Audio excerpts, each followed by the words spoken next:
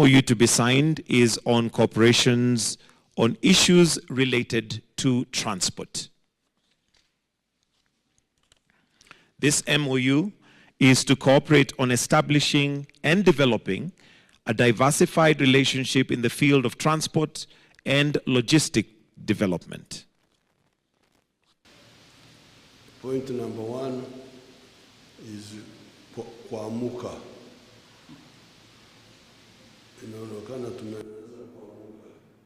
It's a statement very strong in our local languages. Balekanga biba Sunday kukola, ne bakola biba Sunday kukola, n'amazima tegali mu bo. They left and done what they ought to have done, and they did that they ought not have done, and there's no truth in them. I don't know where they got it in the Bible, but it is in the prayer book. No, it is in the Bible. In the Bible also? The bishop has told you.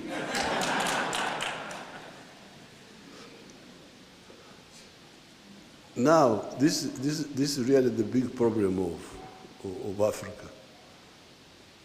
And you young people, when I see people doing all sorts of things, arguing and so on, I wait to hear for the content. What are they arguing about? When they are talking about small things. But the big thing is modern economies are built on production of goods and services. The more goods and services you produce, especially industrially and agriculture and so on, the wealthier you are. But when you produce goods and services, the next question is, who buys what you produce? So the issue of the producers and the consumers is at the center of a modern economy. So therefore, when you see people, leaders, whatever they are, just talking about all other things, this one, why are you not talking about the market? Nani atanunua bidhaa zako? If you don't answer that and you say you are a leader, then there are serious issues. So therefore, here, I can see that we are waking up to talk about the market of East Africa, the market of Africa. Because if we don't do that, the future is very bleak. So really, you, the East Africans, I'm glad we are waking up on this issue. So this is number one. Now, number two is the rationalization. Reminding me that countries in Southeast Asia, big and small, Vietnam, China, Indonesia,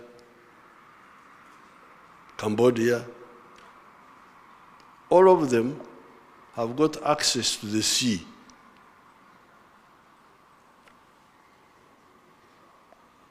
Wako karibu na bahari. Here, where the continent is fragmented economically, you have got countries like Uganda, Republic of Uganda, has no access to the ocean. South Sudan, Rwanda, Burundi, Central African Republic, Chad, I think Chad also. Even Ethiopia, that big country, no access to the sea. So, and people are not working to solve that. They are content. For the issue of market, you're not solving the problem of access to the ocean. How would you develop? How? Exactly how? So therefore, I'm very happy to be here and discuss with His Excellency all these issues, because that's what we were discussing. How can you have the sitting room in another country, the bedroom in another country, the kitchen in another country. What sort of arrangement is this? I am honored to welcome His Excellency President Yoweri Museveni and his delegation to Kenya for this official visit. This occasion reflects the strength and historical partnership between our two nations, anchored in common ideals, deep respect, and shared ambition for regional stability and progress. Kenya and Uganda are joined together not only by geographical proximity, but also by a long-standing spirit of brotherhood and mutual support within the East African community. My deliberations with President Museveni spanned an extensive range of bilateral, regional, and continental priorities. We reaffirmed our united stance on closer collaboration in key sectors such as infrastructure, trade, energy, security, and regional integration. Our cooperation in these areas aims to catalyze economic development, foster people-to-people ties, and ensure that our engagements translate into tangible benefits for the peoples of our two countries.